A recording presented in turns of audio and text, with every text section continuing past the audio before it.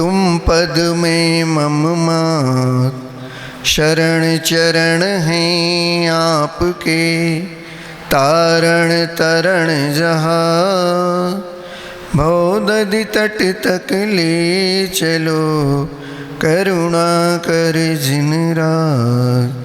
बोले आदिम तीर्थंकर आदिनाथ भगवान की, डेरा पहाड़ी के मूलनायक श्री महावीर भगवान की, आचार्य भगवंत गुरुदेव विद्यासागर महामुनि राज की, ज्येष्ठ मुनिराज श्री ब्रह्म सागर जी मुनि महाराज की, पूज्य मुनि श्री निर्मत सागर जी, निसर्ग सागर जी, श्रवण सागर मुनि महाराज की, 3 कम 9 कोटि महामुनि राजों की।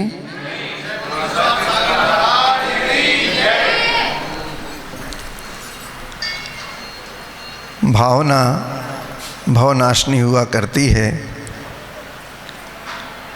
जो आपको पूज्य मुनिषी ने अभी अपने अमृत वचन का पान कराया, लगा नहीं कि यहाँ बैठे हैं किसी और लोक में विचरण हो रहा। जब वाणी का समापन हुआ तो यथास्थिति में आए कि हम भी यहाँ बैठे हैं। आप लोगों ने सांप सीढ़ी का खेल खेला होगा, देखा होगा और वर्तमान में खेलते भी होंगे।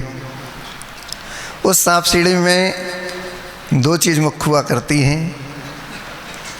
जब आप एक एक घर को चलते हैं, जिस नंबर की गोटी आती उसके अनुसार बढ़ते हैं, और अगर नसैनी मिल जाती है तो कहाँ से कहाँ पहुँच जाते हैं, सीधा ऊपर छलांग लगा ली जाती है। और वहीं किसी खाने में अगर सांप के मुख में पहुंच जाते हैं तो वहाँ से फिर वो कितने नीचे आना पड़ता है।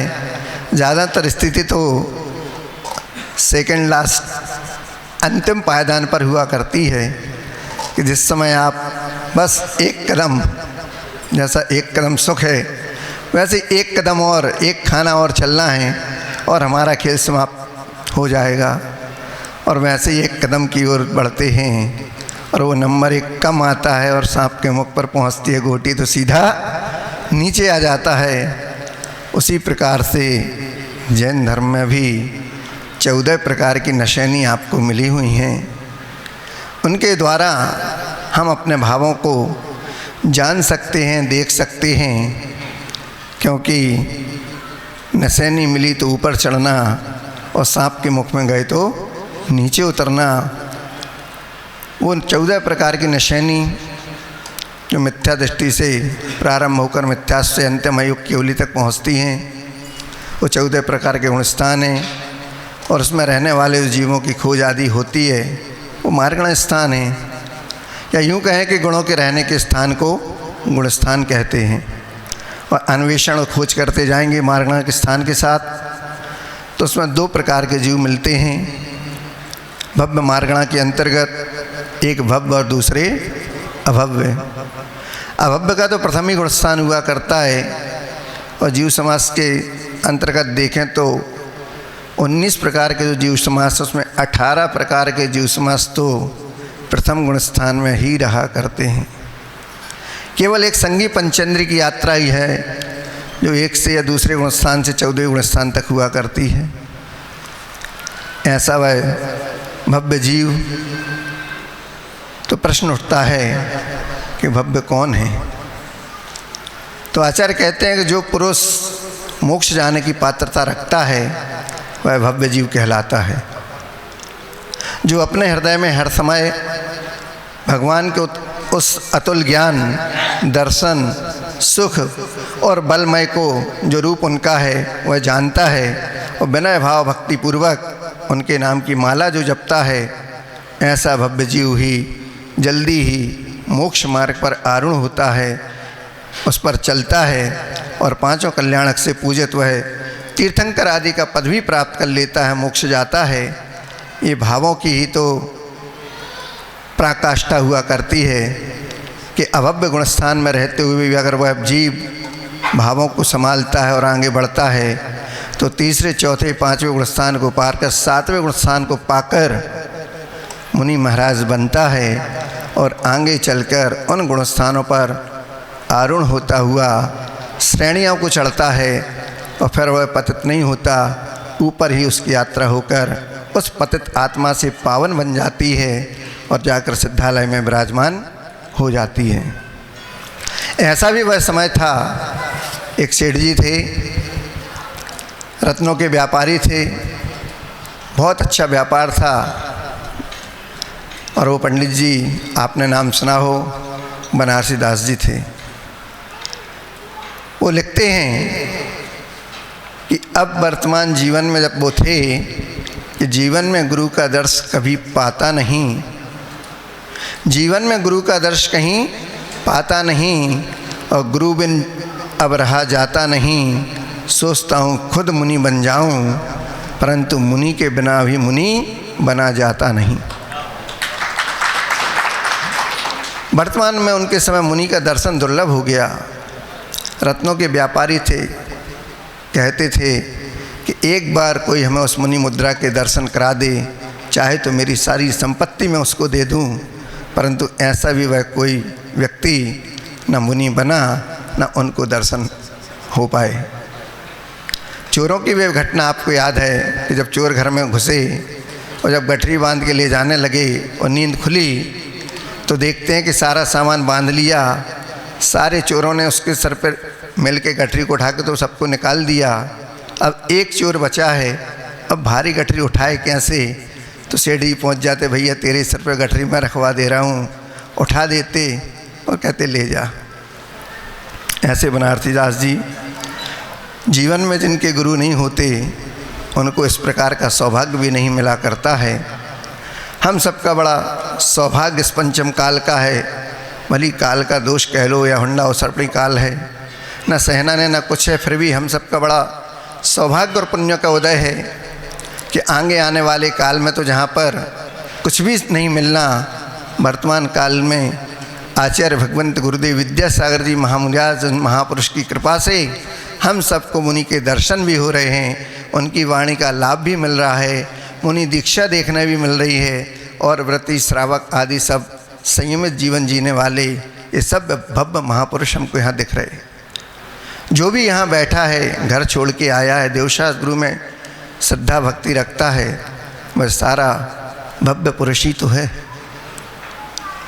हमको गुरु महाराज ने ही आगे बढ़ाया, पुण्य बढ़ाया, पुरुषार्थ कराया, काल के अधीन नहीं बिठाया, तब जाके जो मंच पर बैठे सारे मुनिराज हैं ये सब उसी का ही परिणाम है, उनके पुरुषार्थ का और आचार्य महाराज के आशीर्वाद का।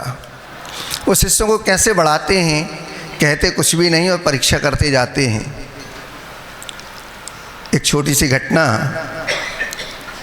जब डोंगरगढ़ में आचार्य महाराज का चातुर्मास हुआ और वहाँ से बिहार हुआ जगदलपुर की ओर, तो रायपुर से जब आगे निकले गुरु महाराज तो हम लोग अमरकंटक से दर्शनार्थ गए थे, गुरु के दर्शन करने। उससे ब्रह्मचारी अवस्था में थे, तो रात हो गई, शाम को पहुँचे थे, तो रात्रि विश्राम गुरु महाराज के चरणों में हुआ और सुबह दर्शन आहार के बाद आज्ञा ली कि वापस भी जाना है। तो आचार्य महाराज वापस जा रहे हैं, तो आचार्य महाराज ने एक शब्द कहा, क्या वापस जाना जरूरी है? जो गुरु महाराज कभी किसी से कुछ कहते नहीं, किसी को बुलाना नहीं, पहुंचाना नहीं, संकेत नहीं, किसी को क्या करना, ऐसा क्या है आज कि आचार्य महाराज स्वयं अपने मुख से कह रहे हैं जाना जरूरी है? समझ में नहीं आया गुरु का संकेत। जितनी बुद्धि सोच लिया कि अब जाना नहीं है। आचार्य महाराज ये तो नहीं कह रहे कि मत जाओ कि रुक जाओ, पर ये कह रहे हैं जरूरी जाना, जरूरी तो नहीं। तो ज़रूरी कितना भी हो, लेकिन गुरु महाराज ने कहा तो कुछ ना कुछ तो इसमें रहस्य है। जाना छोड़ा, शाम तक का बिहार हुआ, अब रात में गुरु से मिले नहीं। सुबह गुरु जी के पास पहुँचे, जब स्वयंभू पढ़ते हैं आचार्य महाराज सामायिक के पश्चात, तो कमरे में अंधेरा था, तो साइड में जाके बैठ गए। और जैसे ही गुरु जी अपने आवर्त आदि सामायिक से निवृत्त हुए और जैसे ही चेहरे पर नज़र गई तो मुस्कुरा दिए। तो मतलब गुरु का संकेत इनको समझ में आ गया कि जाना नहीं है। अब आचार्य महाराज को 15 दिन का बिहार पूरा लगातार सुबह और शाम दोनों टाइम की आचार्य महाराज के साथ रहे, मुनिराजों के साथ में रहे। और उसमें एक लोभ था कि कमंडल मिलना था गुरुजी को और लेके चलते थे। गुरुजी हर किसी को कमंडल देते नहीं। हम सबका सौभाग्य था कि हमको छोड़ते नहीं, और हमको कमंडल मिल रहा है तो हम क्यों छोड़ें। तो साथ में गुरुजी के बिहार कर गए 15 दिन में। और वहाँ भी इतना अच्छा माहौल, इतना बड़े बड़े वहाँ वृक्ष, रास्ता इतना अच्छा लगा भी नहीं। 15 दिन में जैसे ही पहुँचे वहाँ पर आचार्य महाराज ने विश्राम किया। शाम को आगवानी हुई और शाम को अपने जलपान से निवृत्त होकर पहुँचे आचार्य महाराज के पास कि अब तो बोल दूँ, नहीं तो फिर क्या अब तो ये रम ही गया कि गुरुजी के पास दोनों बात होती है। संकेत को समझ लिया और काम कर दिया, और ज़्यादा रुक गए तो पड़ जाती है। क्या काम है, क्यों रुके फालतू, कोई काम नहीं है क्या। और नहीं किया तो भी है, समझ में नहीं आता, पुण्य का उदय नहीं है, नहीं कर पाया, चला गया, मैं क्या कर सकता हूँ। गुरुजी दोनों में फ्री रहते हैं। पुण्य अपन को अपना बढ़ाना है उनके वराधस्थ में आने के लिए, और उनके संकेतों को, रहस्यों को समझना बहुत मुश्किल होता है। अल्प बुद्धि है। महाराजों से पूछते भैया बता दो कुछ, गुरुजी ने ऐसा कहा है, तब बताते हैं बड़े, क्योंकि अनुभव है, सालों से रह रहे। अब उसके बाद जब शाम को पहुँचे तो ये भी देख रहे कि अभी तो चल के ही आ रहे हैं सब। हाँ ठीक है, आशीर्वाद, जाओ, तुरंत वहाँ से खाली कर दो स्थान। फिर गुरुजी जगदलपुर से वापस आए तो वाया अकलतरा और ये सब घूमते बिलासपुर होके हुए अमरकंटक को गए। अब यहाँ से भूमिका बन रही है और हमको कुछ पता नहीं। अब गुरु को क्या देखना, बिहार करा के अपने लिए कुछ साधन सामग्री जुटाना क्या। अरे जिनको देव आके सेवा कर रहे हैं, हम क्या उनकी सेवा कर पाएँ। उनको तो उस व्यक्ति में वो देखना है कि ये आगे चल के अगर मुनि मुद्रा को धारण कर पाया तो बिहार कर पाएगा कि नहीं, क्योंकि बिहार में भरोसा नहीं रहता दूसरे समय का, कोई आया कि नहीं। एक समय भी मिल गया तो बहुत बड़ी बात है। अब आपको चलना है दोनों समय, और गुरुजी तो ऐसी परीक्षा करते हैं, कहाँ सो रहे, क्या कर रहे, चटाई पे है कि पाटे पे है, कमरे में महाराजों के हैं, वो सब नज़र में रखते हैं। पूछते किसी से है नहीं और छोड़ते किसी को है नहीं। इन सबको, ये हमारी बुद्धि का सोच है। अब गुरुजी ने क्या सोचा वो जाने, अपन तो यही जानते हैं, क्योंकि यहाँ तक आने में क्या क्या निमित्त कारण बने। तो एक तो ये हमारा लगा। दूसरा, अमरकंटक में जब गुरुजी आ गए तो वहाँ भी भावनाएं रहीं, निवेदन करते रहे, हाँ हाँ भावना रखो, देखते हैं, आशीर्वाद मिलता रहा। पुण्योदय से गुरु महाराज के एक दिन पाद प्रक्षालन मिला, नवदा भक्ति हुई। अब जैसे ही सबको आशीर्वाद मिला, जो कुछ जिसकी भावना थी कर दी, वो चले गए वो लोग। अपन गुरुजी के पास ऊपर पहुँचे, कक्ष में विराजमान हुए आचार्य महाराज, बैठ गए थोड़े चरणों में। तो आचार्य ने कहा आपने 64 रिद्धि के व्रत किए हैं? हमने आचार्य महाराज हमने कभी नहीं किए व्रत, तो न उपास किया। एक आसन की शुरुआत की थी, वो भी आपने बंद करा दी। अभी काम ज़्यादा होता है, शरीर पे ध्यान रखना है, अभी शरीर को एकदम अभी क्रश नहीं करो, अभी आगे काम आएगा।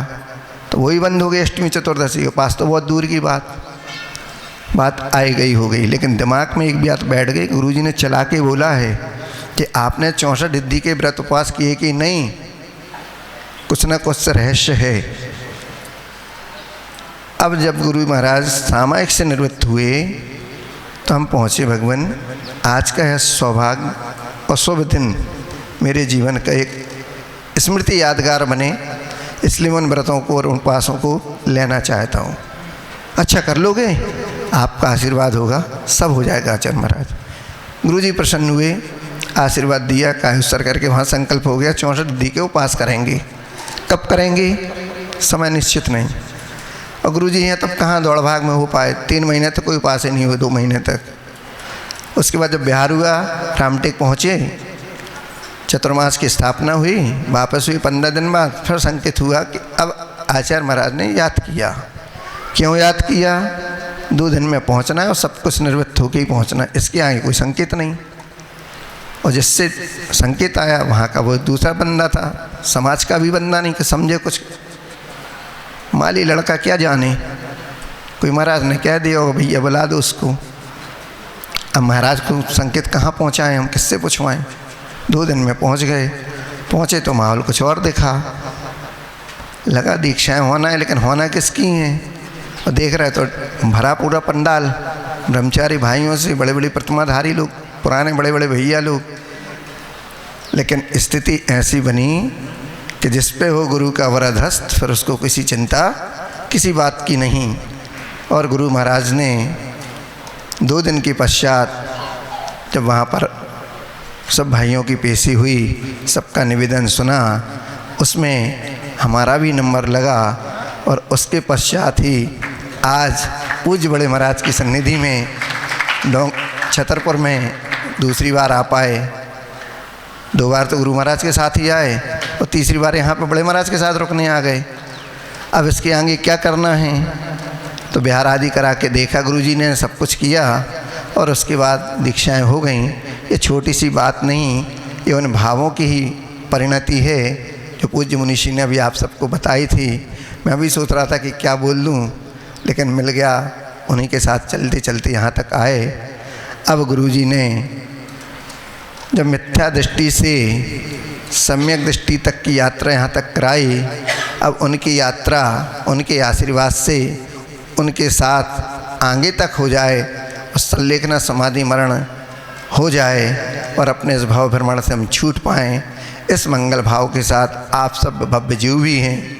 ऐसे ही वह भव्य जीव जो मिथ्या दृष्टि था, बड़े दम्भ के साथ आया था कि आपसे क्या शास्त्रार्थ करूँगा तो मैं आपके गुरु के साथ और अपने 500 शिष्यों के साथ जो षडंग का पूरा ज्ञाता था, वो आया शास्त्रार्थ के बहाने। और जैसे ही समूषण की ओर पहुंचता है कि नीचे मानस्तंभ के दर्शन होते हैं, सारा उसका दम, उसका ज्ञान जो मिथ्यात्व के रूप में था, वह सब सम्यक के रूप में परिणत होकर सीधा भगवान के समूषण में पहुंचते ही भगवान जो दम्भ शास्त्रार्थ की भावना से आया था, अब वो चरणों में प्रणाम नवोदित करते हुए कहता है, दीक्षाम देहि, हे भगवान मुझे दिन दीक्षा देकर कृतार्थ करें।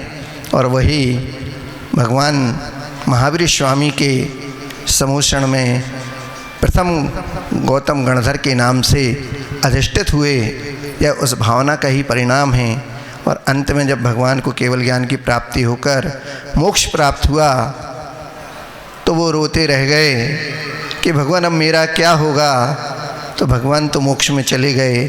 जब उन्होंने भगवान से राग छोड़ा, तब जाके शाम को गोधली वेला में अभी केवल ज्ञान को प्राप्त किया, जिनकी स्मृति में हम दीपावली का महान पर्व मनाते हैं, उस केवल ज्ञान की ज्योति को प्रज्वलित करते हैं, सुबह निवाण लाड़ू लेते हैं। ये 14 गुण स्थानों की यात्रा अयोग केवली तक उस मिथ्या दृष्टि से हुआ करती है, मिथ्यात्व से हुआ करती है। जो अपने ज्ञान को और अपने आप को सम्यक बनाकर भगवान के समूषण से भी ऊपर, चाहे वो मेढक हो और चाहे वो सुअर हो, चाहे कुत्ता हो और चाहे बैल हो, सब ने अपने अपने भावों को सुधारा। उन भावों की परिणति के साथ हम सब जो भव्य पुरुष यहाँ पर विराजमान हैं, उस भव्य मार्गणा के अनुसार आगे अपनी यात्रा करें। इस मंगल भाव के साथ सबको भगवत पद की प्राप्ति हो। बोले अहिंसा परमो धर्म की। आचार्य भगवंत गुरुदेव विद्यासागर महामुनि राज की।